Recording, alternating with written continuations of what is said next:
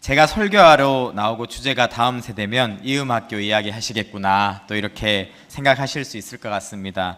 그리고 또 결론은 학교 후원해라 이렇게 하는 거 아니냐 이렇게 또 하실 수 있는데요. 주일 설교는 모든 성도에게 은혜의 통로가 되어야 하는 것 같습니다.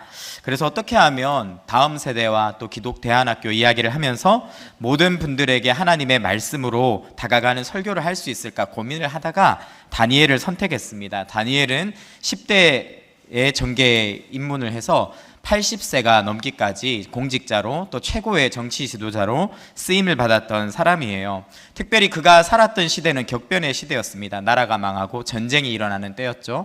그 격변의 시대에 계속해서 10대부터 80세까지 성공을 누렸던 다니엘, 그 삶의 비결을 함께 나누는 것도 모든 성도들에게 은혜의 통로가 될 수 있겠다 이렇게 생각이 돼서 본문을 선택했습니다.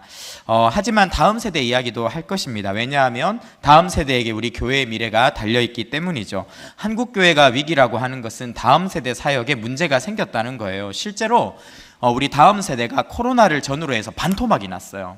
정말 10년 만에 다음 세대 예배 인원이 반으로 줄었습니다. 우리 교회는 조금 예외적인데 다른 곳은 그렇지 않아요. 교회의 미래가 절반으로 반토막 났다 이렇게 생각해도 과언이 아닙니다. 또 하나 아까 총신대 신학대학원 후원해달라는 메시지가 떴어요. 한국교회의 위기다라는 것은 결국은 강단의 위기입니다. 바른 목회자, 바른 신학자들이 많이 나와야 한국교회의 미래가 있거든요. 그래서 오늘 같이 말씀을 보면서 우리가 총신을 기도로 또 물질로 후원하는 일이 왜 중요한가 하는 부분도 함께 생각해 보도록 하겠습니다. 그래서 오늘은 두 마리 토끼를 잡으시면 좋겠어요. 하나는 우리 다음 세대와 교회의 미래, 또 하나는 내 자신이 끊임없이 이 격변의 시대에 성공을 어떻게 하면 이룰 수 있을까 하는 것들을 하나님 말씀을 통해서 살펴보기를 소원합니다. 먼저 다니엘이 살았던 시대는 격변의 시대였어요. 이 6장에 나오는 바벨론의 멸망이 격변의 배경입니다. 엄청난 경제 위기가 왔을 때 우리는 상당히 힘든 시간을 보내죠. 또 전쟁이 터지면 사람들이 다 불안해합니다. 일본에서 지진이 날 것 같다 그러니까 그것도 우리는 걱정을 해요. 그런데 정말 심각한 재앙이 있어요. 나라가 망하는 겁니다. 나라가 망하면 엄청난 많은 삶의 변화가 일어나게 되기 때문이죠.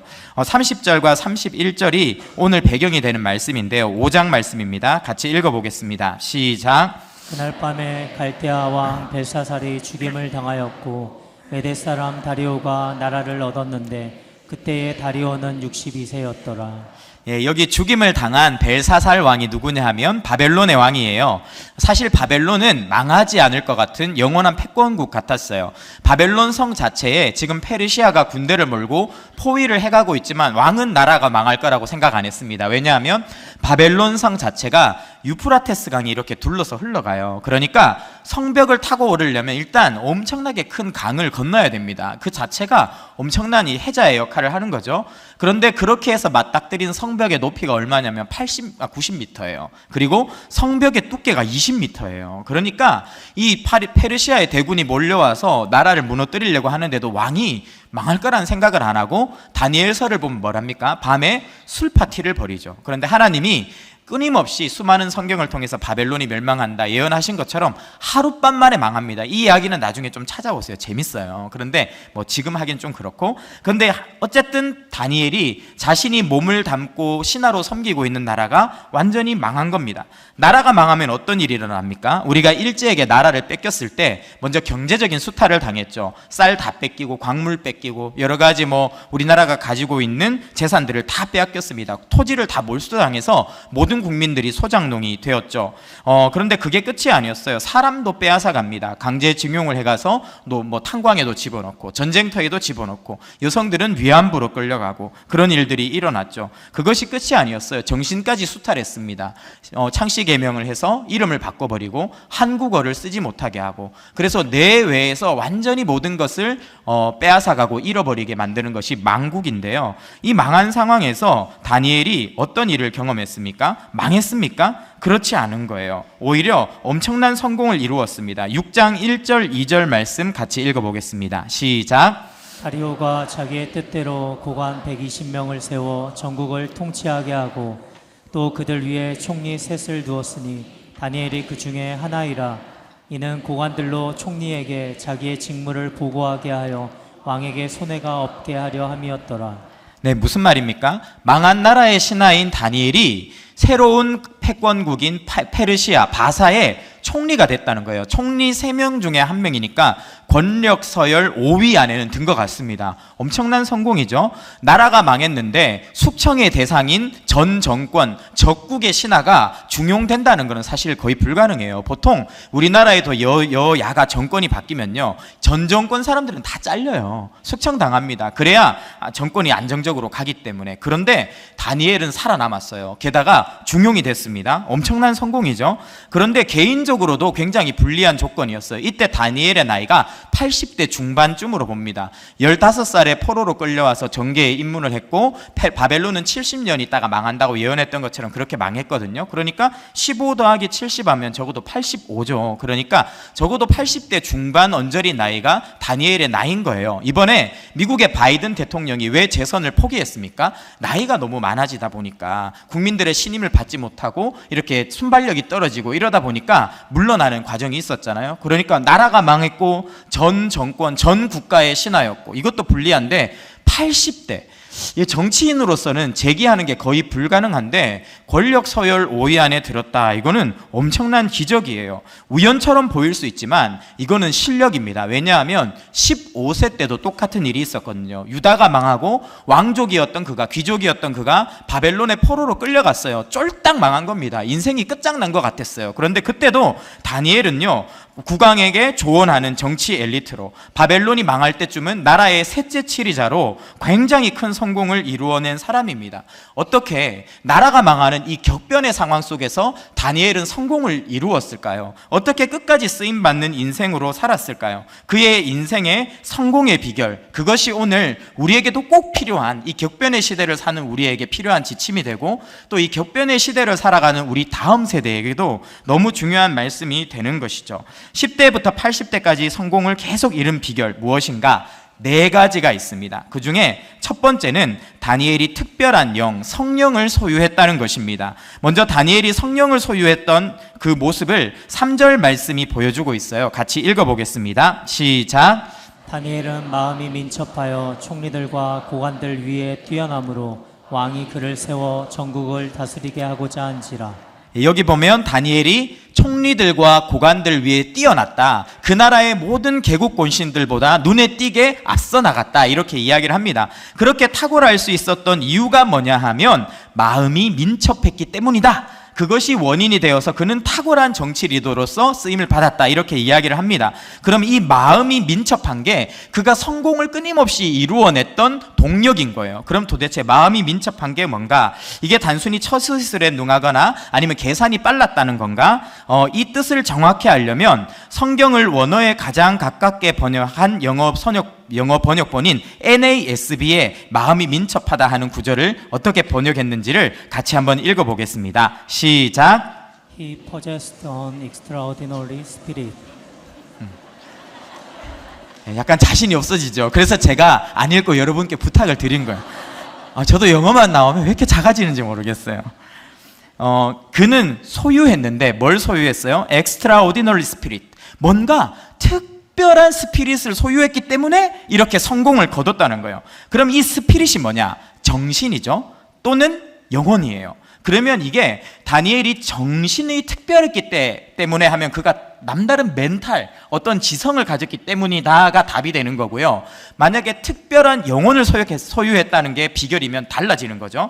그러면 원어를 보면 이 스피릿이 뭐냐면 루아흐로 돼 있어요. 이거는 영이에요, 영. 다니엘이 그렇게 위대하게 격변의 시기에도 성공할 수 있었던 이유는 영이 특별했기 때문이다. 특별한 영을 소유했기 때문이다. 그러면 도대체 이 특별한 영이 뭔가는 5장 말씀을 통해서 정확하게 볼 수가 있어요. 11절과 12절 말씀 같이 읽어보겠습니다. 시작. 왕의 나라에 거룩한 신들의 영이 있는 사람이 있으니 곧 왕의 부친 때에 있던 자로서 명철과 총명과 지혜가 신들의 지혜와 같은 자니이다. 왕의 부친 느부갓네살 왕이 그를 세워 박수와 술객과 갈대아 술새와 점쟁이의 어른을 삼으셨으니 왕이 벨드사살이라 이름하는 이 다니엘은 마음이 민첩하고 지식과 총명이 있어 능히 꿈을 해석하며 은밀한 말을 밝히며 의문을 풀 수 있었나이다. 이제 다니엘을 부르소서. 그리하시면 그가 그 해석을 알려드리리이다 하니라. 뭐라고 말합니까? 왕에게 다니엘을 추천하면서 마음이 민첩하다라는 단어를 썼죠. 그런데 그 위에 11절에 보면 이 똑같은 병행구에 마음이 민첩한 게 뭐냐면 거룩한 신들의 영이 그 안에 있다. 영혼이 특별했다는 정도가 아니라 하나님의 영을 가졌다. 불신자니까 이걸 정확히 표현을 못하니까 뭔가 저 사람은 안에 특별한 영이 있어요, 이렇게 이야기를 한 것입니다. 다 불신자가 봐도 다니엘은요, 그 안에 특별한 하나님의 영이 거하는 사람이었다. 그리고 그것이 다니엘의 성공 비결이었다라고 이야기를 할 수 있는 겁니다. 왜 우리 안에 성령이 계실 때 우리가 격변의 시대에 성공을 일굴 수가 있을까요? 격변의 시대라는 거는요, 미래가 예측이 안 되는 시대예요. 여러분, 미래가 예측이 되십니까? 앞으로의 일이 예측이 되십니까? 예측이 되면 떼돈을 벌 거예요. 그런데 요즘은 그런 시대가 아닙니다. 너무 이렇게 예측하기가 힘들어요. 빅데이터가 있고 그것을 아무리 분석해도 미래가 어떻게 흘러갈지를 정확하게 알아내는 것은 쉽지 않습니다. 너무 빨리 변해서요. 인공지능이 우리의 직장들을 얼마나 대체할지 우리는 그 규모와 그 크기를 생각하기가 쉽지 않습니다. 로봇이요, 이제는 많은 일들을 대체하게 될 거라고 이야기를 합니다. 기후변화 또한 우리가 앞으로 우리의 미래를 어떻게 끌고 갈지 잘 모르는 그런 상황이에요. 그런데 하나님만 아시는 것이 있어요. 그게 바로 미래입니다. 우리는 미래를 예측만 해볼 수 있지 정확하게 알 수 없지만 하나님은요, 시간을 초월해서 존재하시기 때문에 이 미래 그리고 우리 인생에 어떤 일이 일어날지를 시간 밖에서 다 내려다보고 계세요. 하나님은 미래를 알고 계시는 거예요. 그래서 이 격변하는 미래를 알 수 없는 이 시대에 우리가 최선의 미래에 도달하기 위해서 할 수 있는 최고의 방법은 그 미래를 아시는 하나님이 우리 안에 계시고 그 미래를 아시는 하나님의 인도를 따라가는 것입니다. 마치 눈앞이 깜깜해서 잘 보이지 않는 양이 멀리 내다보는 목자의 뒤를 잘 따라갈 때 푸른 초장과 쉴만한 물가에 이르는 것처럼 우리도 우리의 전 인생과 인류의 미래를 다 내다보시는 하나님을 마음에 모시고 그분을 한 걸음 한 걸음 따라가면 최고의 미래에 도달하는 거죠. 다니엘이 그런 사람이었어요. 다니엘이 10대에 끌려갔을 때도 어땠습니까? 음식이 나왔어요. 왕의 사내 진미가 나왔어요. 와, 포로로 끌려왔는데 음식 괜찮다, 이 정도면 할만하지, 이렇게 하지 않았습니다.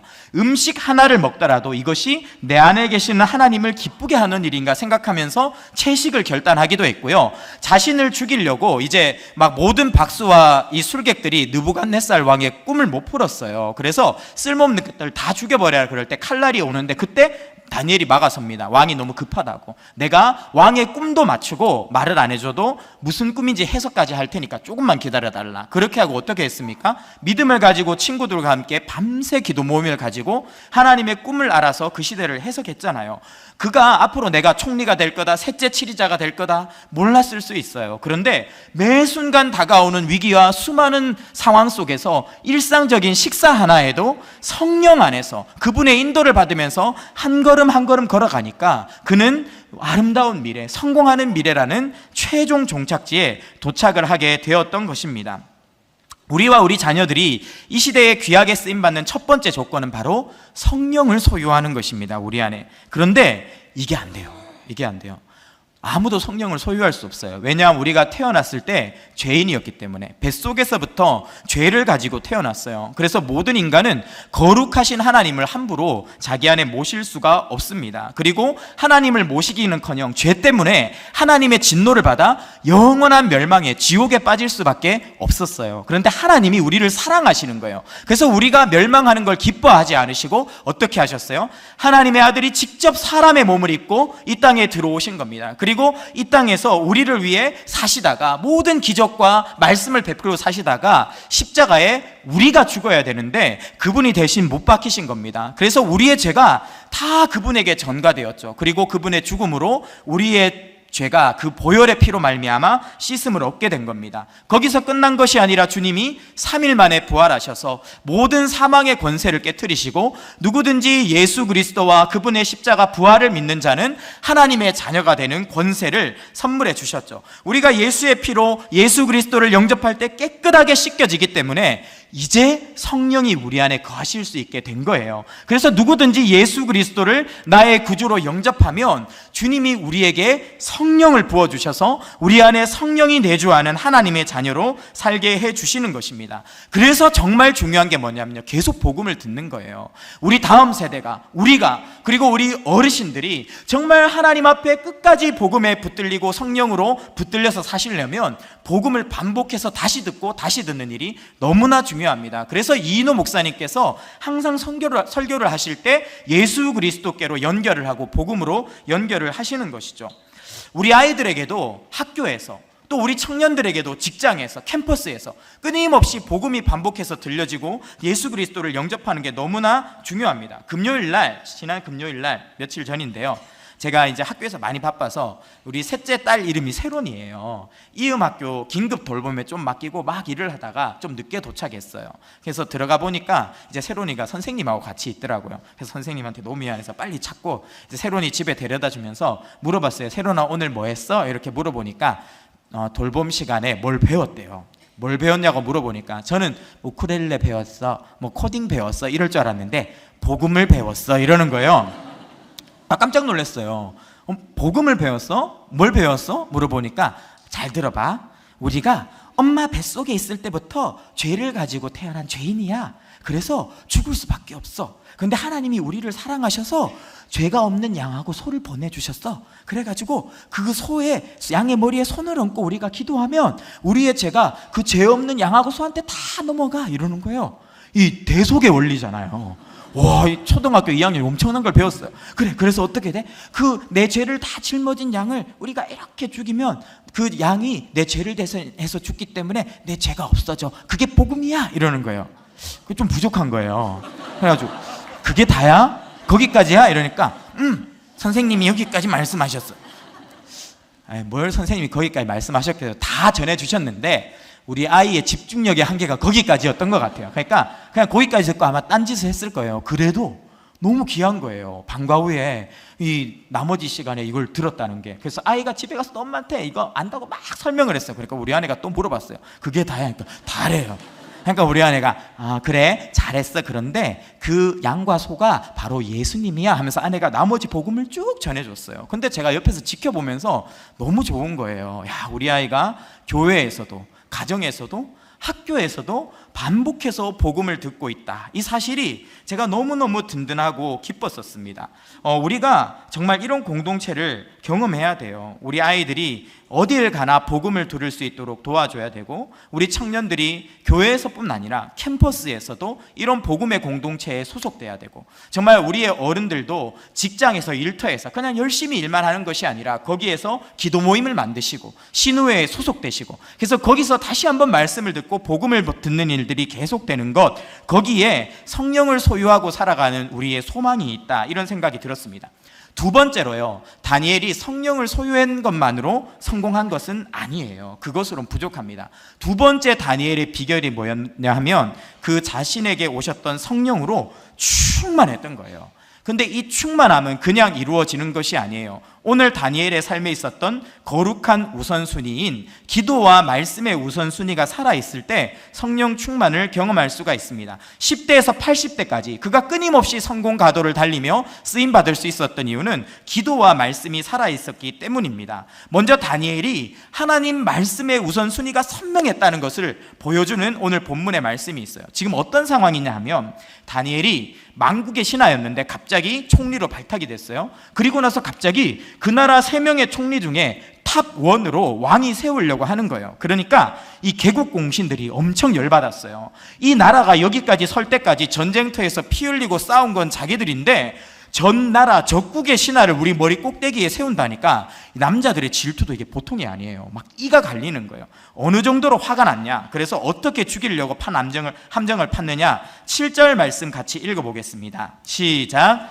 나라의 모든 총리와 지사와 총독과 법관과 관원이 의논하고 왕에게 한 법률을 세우며 한 금령을 정하실 것을 구하나이다. 왕이여, 그것은 곧 이제부터 30일 동안에 누구든지 왕 외에 어떤 신에게나 사람에게 무엇을 구하면 사자굴에 던져넣기로 한 것이니이다. 얼마나 화가 났어요? 그냥 죽여버려야겠다. 이 인간은 살려두면 안 된다. 그래서 이를 갈면서 죽이기로 했는데 깔끔하게 목을 탁 잘라주거나 사약을 한 사발 내려서 탁 이렇게 해주는 게 아니라 어떻게 죽인다고요? 사자굴에 던져서. 나중에 이 신하들이 자기들이 역으로 던져질 때 어떻게 됩니까? 땅에 떨어지기도 전에 사자들이 뛰어올라서 물어뜯어서 공중에서 분해시켜버려요. 뼈까지 다 씹어 먹어버립니다. 즉 이 땅에서 흔적조차 지워버릴 정도로 화난 거예요. 그렇게 해서 다니엘을 공격하기로 한 겁니다. 그런데 실패했어요.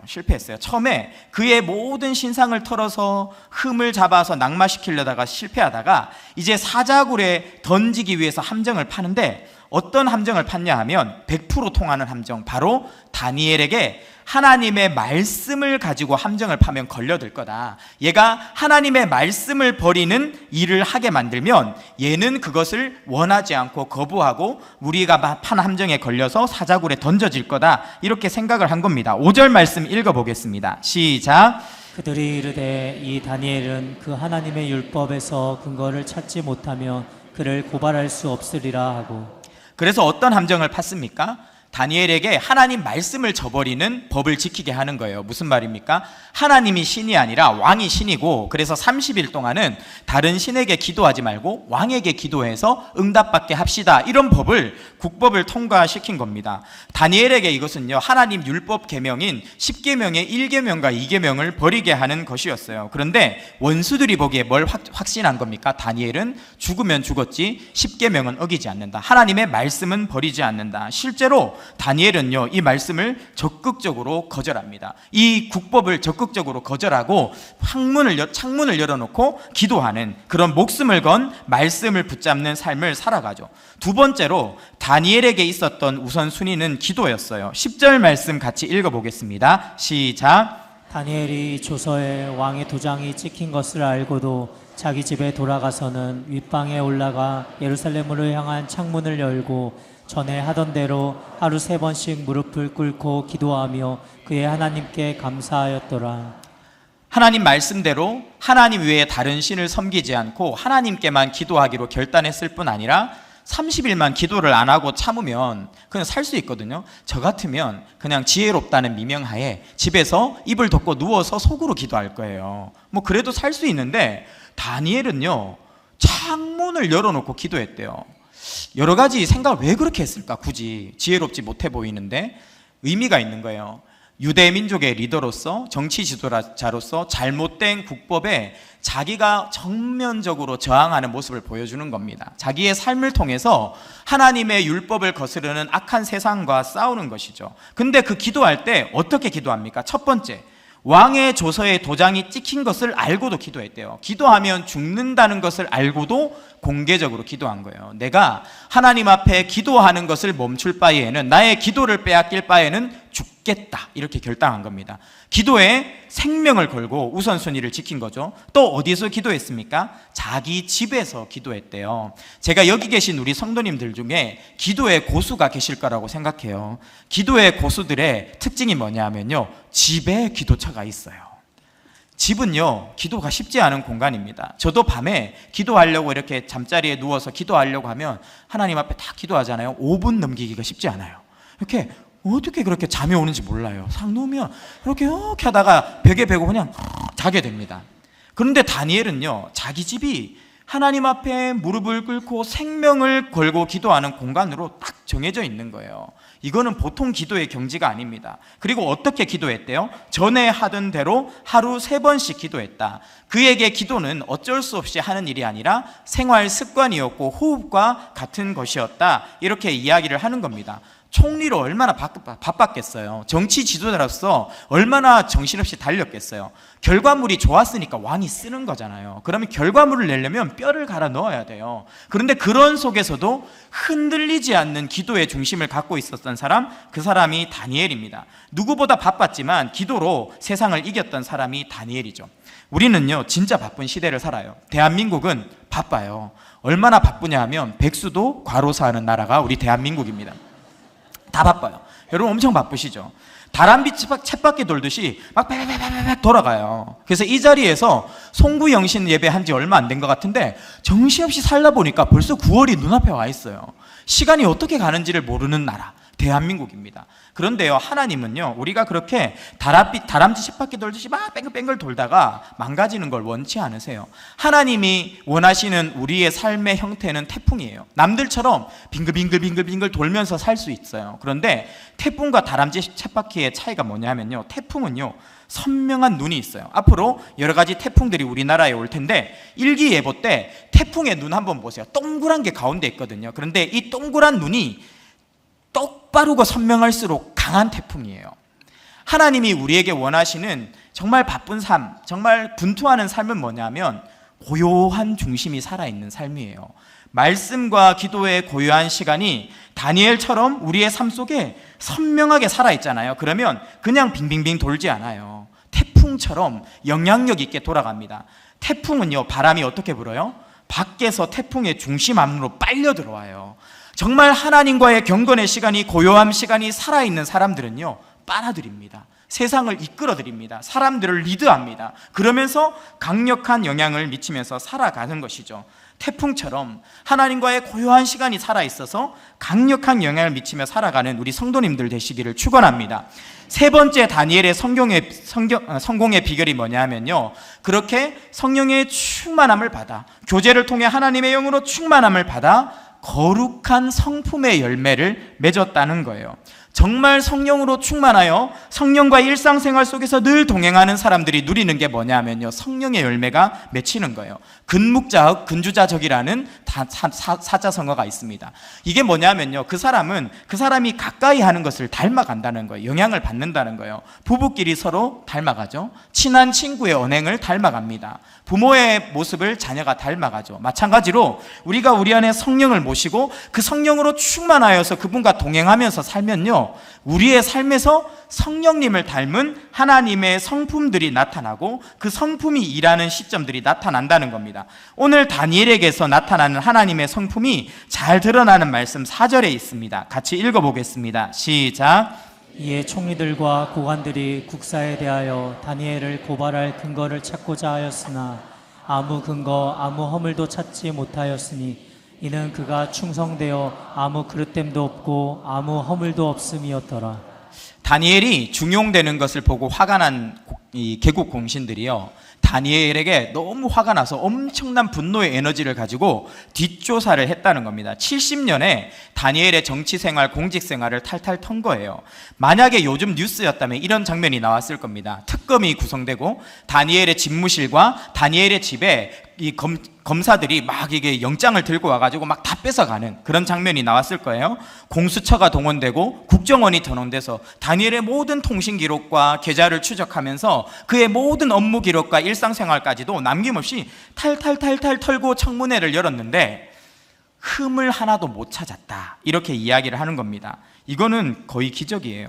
우리 교회에 산림청장 출신의 장로님이 계세요. 제가 한두 주 전에 그분하고 식사교제를 좀 하면서 그분의 공직생활 이야기를 좀 나누다가 이제 그분이 이제 은퇴하실 때 이사를 도와주러 왔던 분들이 깜짝 놀랐다고 하시는 거예요. 뭐 때문에 놀랐냐면 집에 뭐가 없는 거예요. 마치 예전에 뭐 황희정승이 이사 갈 때 이렇게 사람들이 왔다가 집에 아무것도 없는 거 보고 막 숙연해졌다, 이런 고사가 있는 것처럼 이사를 도우러 왔던 사람들이 아무것도 없는 거예요, 집에. 그러니까 정말 청렴하게, 정말 이분이 이 고위공직자로서 정말 그런 삶을 사셨구나 하는 것들을 이야기를 했다고 합니다. 그래서 제가 장로님 정말 본이 되게 청렴하게 정말 그렇게 사셨군요 하니까 장로님이 뜻밖의 이야기를 하시는 거예요. 털면 먼지 나옵니다, 이러는 거예요. 그래서 제가 무슨 말씀인가 했더니만 정권이 작심하고 털면요 못 잡아낼 게 없대요. 나한테서 안 나와도 내 일가 친척을 통해서도 털고요, 그 다음에 내 밑에 부하 직원이 실수하거나 잘못한 걸 타고 올라와서 목을 친다는 거예요. 그래서 살아남을 수가 없대요. 근데 다니엘은요, 모든 국가 권력기관과 고위공직자들이 다 달려들어서 팠는데 안 나왔다는 거예요. 이거는 나만 잘한 게 아니라 모든 업무가 완벽했고 조직 관리에 있어서 빈틈이 없었다는 거예요. 그럼 도대체 이게 어떻게 가능했나? 노력으로 된 것이 아니라 성품입니다. 다니엘이 늘 하나님과 동행하면서 정직의 열매가 맺혔고 그의 안에 성실의 열매가 맺혔고 지혜의 열매들이 맺힌 거예요. 하나님을 닮은 성품이 그 안에 충만해지니까 그의 삶에 흠잡을 것이 자연스럽게 없어진 것입니다. 마치 예수님이 예수 그리스도의 성품으로 이 땅을 사셨을 때 대적자들이 예수님을 흠잡으려고 다 달려들고 거짓 증인들까지 동원했는데도 책 잡을 수 없었던 것처럼 다니엘이 성령의 열매가 그 삶에 맺히니까 도저히 그에게 허물을 잡을 수 없는 그런 놀라운 일들이 일어났던 것이죠. 우리가 이런 성품의 열매를 맺으려면요, 성령 충만을 받아야 됩니다. 그리고 진짜 크리스찬이 돼야 돼요. 나무에서 열매가 맺히려면 나무가 진짜이면 됩니다. 마찬가지입니다. 우리가 진짜 예수를 믿고 진짜 우리 안에 계시는 성령님과 동행하고 아침부터 저녁까지 그분을 바라보고 그분께 순종하고 믿음으로 살아가면 저절로 우리의 삶에 예수 그리스도를 닮은 성품들이 맺히더라는 것입니다. 그런데 세상 속에서 그렇게 사는 게 쉽지 않아요. 엄청난 공격에 노출되게 됩니다. 마귀의 공격을 받게 돼요. 그래서 믿음의 공동체가 필요해요. 다니엘에게는 세 친구가 있었어요. 음식을 거부할 때에도, 칼날이 자기에게 다가올 때도, 수많은 위협들이 있을 때 세 친구가 하나가 되어서 믿음을 지키고 함께 서로가 하나님 뜻대로 살 수 있도록 도와주었죠. 그런 공동체가 있었기에 더 풍성한 성령의 열매를 갈수록 맺을 수가 있었다는 겁니다.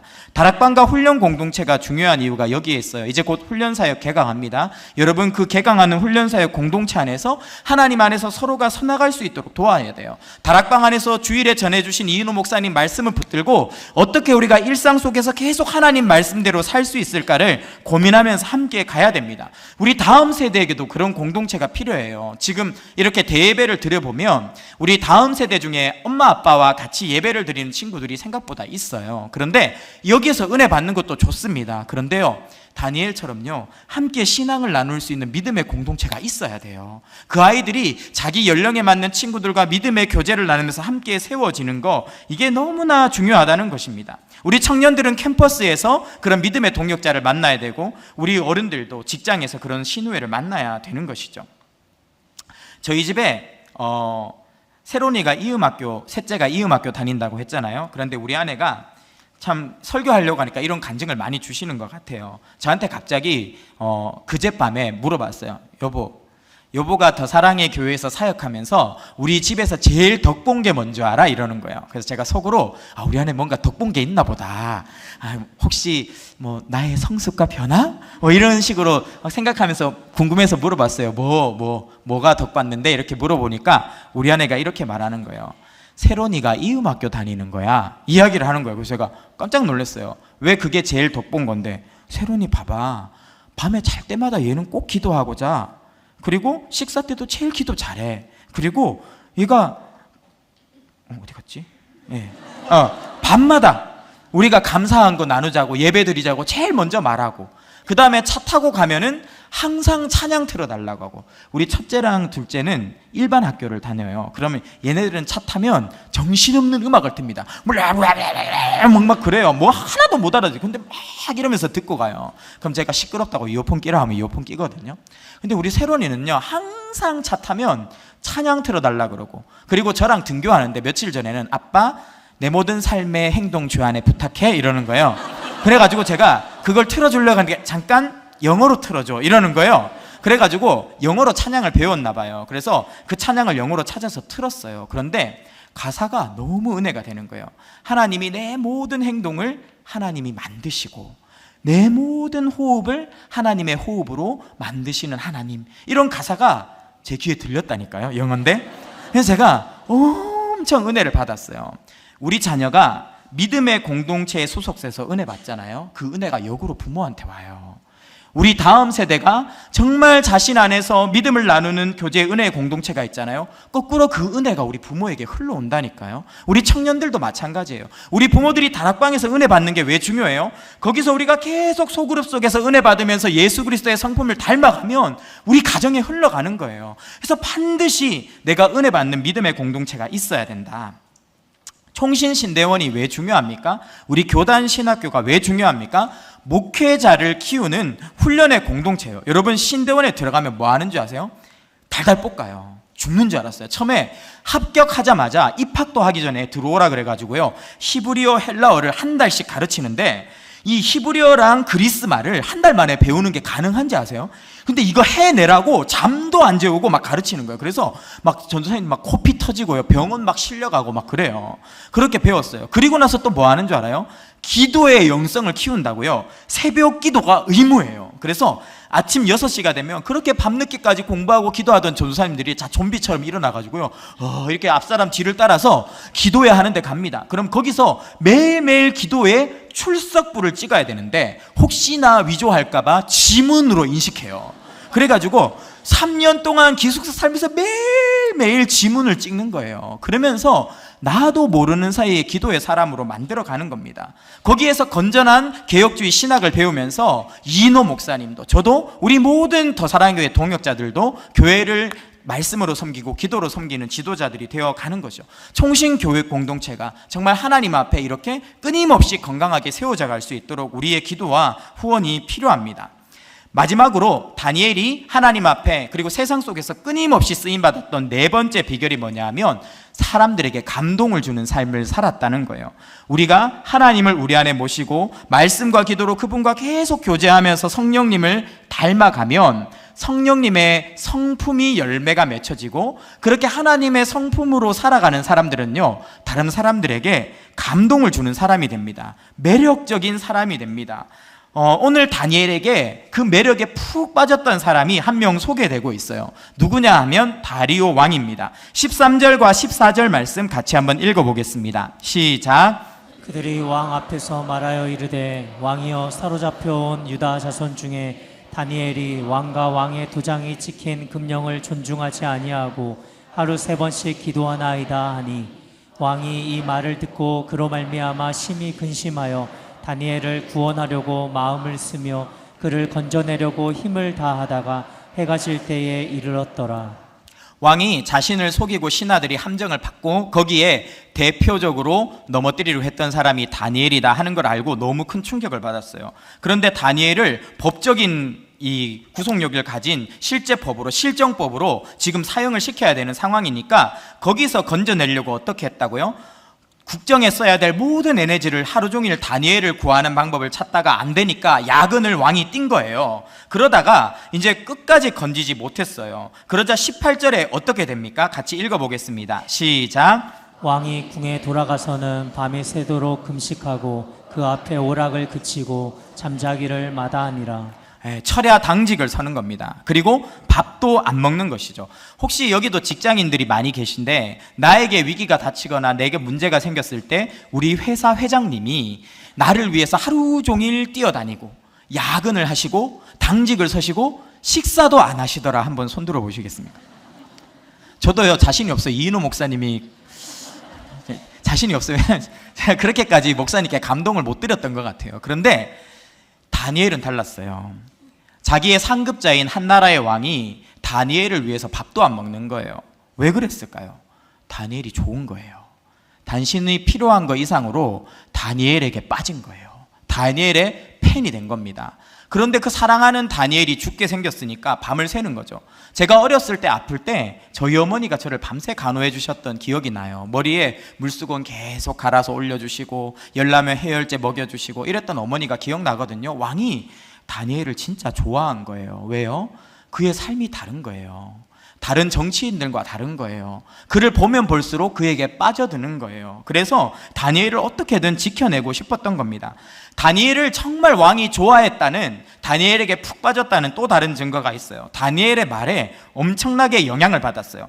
다니엘이 사자굴에 던져지기로 됐을 때 왕이 하는 말을 보십시오. 16절 읽어보겠습니다. 시작. 이에 왕이 명령하매 다니엘을 끌어다가 사자굴에 던져 넣는지라. 왕이 다니엘에게 이르되 네가 항상 섬기는 너의 하나님이 너를 구원하시리라 하니라. 하나님이 너를 구해 주실 거야 이렇게 막 외칩니다. 이거는요 불신자가 아니에요. 거의 다리오 순장님 수준입니다. 우리 순원들한테 생겨 우리가 막 이런 말 하잖아요. 왕이요 다니엘을 향해서 막 이런 이야기들을 하는 거죠. 막 교회나 다니는 사람들이 하는 멘트를 막 하는 겁니다. 이후에 다니엘이 사자굴에서 나왔을 때 왕이 너무 좋아가지고 전국에 인트라넷으로 편지를 썼어요. 그 내용이 25절에서 27절에 나와 있습니다. 같이 읽어보겠습니다. 시작. 이에 다리오 왕이 온 땅에 있는 모든 백성과 나라들과 언어가 다른 모든 사람들에게 조서를 내려 이르되 원하건대 너희에게 큰 평강이 있을지어다. 내가 이제 조서를 내리노라. 내 나라 관할 아래에 있는 사람들은 다 다니엘의 하나님 앞에서 떨며 두려워할지니 그는 살아계시는 하나님이시요 영원히 변하지 않으실 이시며 그의 나라는 멸망하지 아니할 것이요 그의 권세는 무궁할 것이며 그는 구원도 하시며 건져내기도 하시며 하늘에서든지 땅에서든지 이적과 기사를 행하시는 이로써 다니엘을 구원하여 사자의 입에서 벗어나게 하셨음이라 하였더라. 이거 불신자의 말이 아니에요. 거의 장로님 수준입니다. 어떻게 왕에게 이런 해박한 신학적인 지식, 하나님에 대한 고백이 있었을까요? 다니엘이 했던 말을 기억하고 그 말을 잘 자신의 마음속에 간직해서 말로도 하고 편지로도 쓴 것입니다. 그러면 말하기만 하면 기억하나요? 그렇지 않아요. 사람은요, 다른 사람이 말하는 거 잘 기억하지 않습니다. 누구의 말은 기억해요? 내가 좋아하는 사람 말. 사람은요, 내가 좋아하는 사람 말을 듣거든요. 다니엘을 좋아하니까 다니엘이 말했던 하나님, 그가 보여줬던 하나님이 내 안에 새겨지고 그것이 말로도 나오고 편지로도 나온 것이죠. 정말 다니엘에게 푹 빠진 것입니다. 앞으로 이 세상을 이끌어갈 리더는 누굽니까? 앞으로 어떤 아이들이, 어떤 다음 세대가, 어떤 사람들이 직장을 이끌고 이 나라의 민족을 이끌까요? 감동을 주는 사람이에요. 정말 삶에 하나님의 성품이 있어서 그 사람과 대화를 해보고 그 사람의 삶을 지켜보고 그 사람과 교제해보면 내 마음에 감동이 막 밀려오는 거예요. 그러면 그 사람의 말이 들리는 겁니다. 그 사람이 전하는 복음이 나에게 능력 있게 심겨지는 것이죠. 우리의 다음 세대를 세상에 감동을 주는 세대로 키워야 되는 이유가 여기에 있습니다. 얼마 전에 우리 이음학교 아이의 간증을 들었어요. 5학년 간증인데 제가 깜짝 놀랐어요. 우리 이음학교가 갖고 있는 핸디캡이 있어요. 뭐냐 하면 시끄럽다는 거예요. 주변이 좀 시끄러워요. 거기가 법원검찰청 앞이잖아요. 그럼 법원검찰청은 어떤 분들이 오냐면 화가 나 있는 분들이 오는데요. 이렇게 재판받으러 오는데 누가 기쁘게 오겠어요. 내가 고발을 했던, 고소를 당했던 뭔가 복잡한 문제 속에서 스트레스가 이까지 차 있는 분들이 오는 겁니다. 그런데 주차장이 없으니까 쫙 줄을 서 있죠. 그럼 이분들이 스트레스를 경적으로 풉니다. 빵 해요. 그럼 학교에 있으면 이제 주차 시간이 좀 지나면 빵빵 하는 소리가 계속 나요. 또 언제 시끄럽냐 하면 큰 재판이 있으면 시끄러워요. 얼마 전에 그 당 대표 한 분이 오셨잖아요. 그때 엄청 시끄러웠어요. 학교 수업을 할 수가 없었고, 그 다음에 그 이후에 다녀가신 이후에도 또 여러 가지 정치적인 이슈로 뭐 연어의 진실을 밝혀라, 그 다음에 검사실에서 있었던 술 파티를 밝혀라, 이런 거 나오면 이 좌우가 길 하나 사이에 두고 서로 스피커 켜고 막 노래 틀고 막 춤추면서 싸워요. 그런데 되게 신기해요. 춤추면서 웃으면서 막 욕을 계속해요. 그게 되게 힘들어요. 그럼 그게 우리 아이들 교육의 현장 속에 온갖 욕이 방언처럼 막 들어오는 거예요. 그럼 막 선생님들이 민원도 넣고 하는데 이분들이 전문꾼이라 가지고 딱 법으로 걸리는 시간이 있어요. 뭐 4분 30초까지만 소리를 지르다가 딱 멈춰요. 그리고 얼마 있다가 신문을 지키다 다시 또 막 춤을 추면서 또 막 욕을 해요. 이제 그게 계속 반복되는 거예요.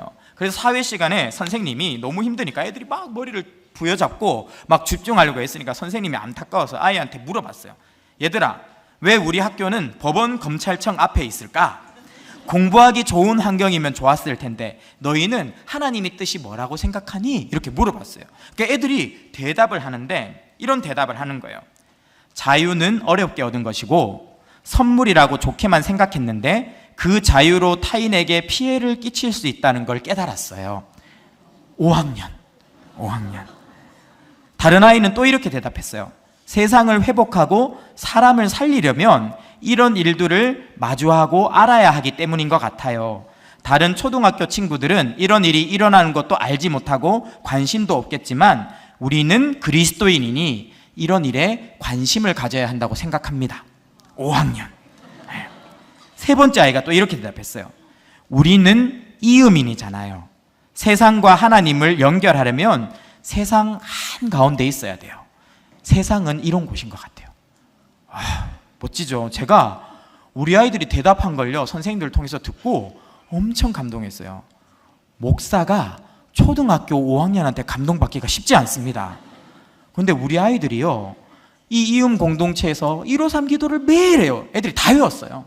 등교하면 점심 먹고 하교하기 전에 매일매일 153 기도를 합니다. 그리고 등교하면 큐티하고요, 기독교 세계관으로 중무장된 수업을 계속 배워요. 그러니까 이음학교를 3년 다녔더니만 소음을 이렇게 해석해서 어른들의 마음에 막 감동을 주는 거예요. 저는 이 아이들이 앞으로 세상을 어떻게 감동시키면서 이끌어갈지 기대가 돼요. 여러분들 다락방 가운데서도, 내 직장 가운데서도 세상을 감동시키는 하나님의 통로가 되셨으면 좋겠습니다. 그래서 여러분들을 통해서 사람들이 예수 그리스도의 향기를 맡고 매력을 느끼고 여러분들을 좋아하게 되고, 그때 여러분이 전하는 복음은요, 그들의 영혼을 흔들 거예요. 우리 교회가 회복돼야 될 미래가 무엇입니까? 우리가 성령 충만해져서 예수 닮고, 그래서 우리의 언행이 향기롭고, 그래서 사람들이 우리를 볼 때, 초대교회를 볼 때 칭송했잖아요. 그런 칭송이 회복되면 우리가 전하는 메시지가 그들의 영혼을 움직일 것입니다. 우리에게 회복돼야 될 가장 큰 하나님의 비밀이 이 네 가지에 있는 것 같습니다. 말씀을 정리하겠습니다. 다니엘은 격변의 시대를 살았어요. 2번이나 나라가 망하는 어려움을 10대와 80대에 겪었습니다. 하지만 최악의 상황에서 그는 최고의 성공을 일구어냈어요. 특별한 4가지 비결이 있었습니다. 첫 번째로 하나님의 영을 소유했어요. 우리 안에 성령이 계신 것, 그것만으로 우리는 이미 절반 이상 최고의 성공할 수 있는 가능성을 가지고 있습니다. 그럼 2번째 비결의 자리로 나아가야 됩니다. 나와 하나님이 교제하는 고요한 그 시간이 우리의 중심에 생명보다도 소중하게 자리 잡고 있어야 돼요. 그것이 태풍의 눈입니다. 그것이 있으면 성령의 충만이 있고, 그 경건의 시간이 살아있으면 주변을 빨아들일 겁니다. 태풍처럼. 그렇게 하나님과 태풍과 같이 동행하는 사람의 삶 속에는 3번째 비결과 같이 성령의 열매가 맺힙니다. 거룩한 예수 그리스도의 성품이 나타납니다. 그리고 4번째로 그렇게 예수 그리스도를 닮은 사람을 만나면 감동이 돼요. 그 감동을 시키는 사람, 매력적인 그 사람의 말에 세상 사람들은 귀를 기울이게 될 것입니다. 우리는 세상 속에서 교회가 점점 영향력을 잃어버리고 고립되어가는 그런 안타까운 상황 속에 있습니다. 그 이후에 교회를 위해서 기도해야 되지만, 동시에 내 자신의 생명 충만함을 위해서 내가 정말 기도와의 말씀이 사람이 되도록 몸부림을 쳐야 됩니다. 그렇게 여러분들이 하나님께 붙들리셔서 세상에 강력한 영향을 미치는 거룩한 태풍과 같이 살아가시기를 예수님의 이름으로 축원합니다. 우리 같이 성령이여 임하소서 함께 찬양하고 하나님 앞에 기도하며 나아가겠습니다. 성령님 임하여 주옵소서. 주님, 저는 지금 메마른 심령을 가지고 있습니다. 몸이 아프고 마음이 힘들고 직장생활이 너무 괴롭습니다. 하지만 그 해결책은 다른 데 있는 것이 아니라 성령의 충만에 있는 줄 압니다. 은혜의 단비를 내려 주시옵소서. 하나님의 나라가 제 안에 임하게 하여 달라고 같이 한번 찬양하면서 나아가겠습니다.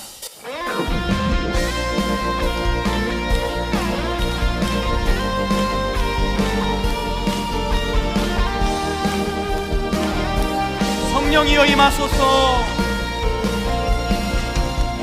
성령이여 임하소서. 메마른 나의 심령 위에 주님의 은혜의 단비를 내려주소서. 주님의 은혜의 단비 내려 나를 법적 주의 권세와 주의 능력을 부어주소서. 주의 권세 주의 능력 지금 이 시간 임하셔서 악한 권세 모두 깨뜨리고 주님 나라 임하소서. 영광 할렐루야. 예수의 그 피가 내게 승리 주네. 구원이 되시네. 영광 할렐루야. 예수의 이름이 능력되네. 영광 할렐루야. 영광 할렐루야. 예수의 그 피가 내게 승리 주네. 구원이 되시네. 영광 할렐루야. 예수의 이름이 능력되네. 소망이 되시네. 능력되네. 소망이 되시네. 능력되네. 소망이 되시네.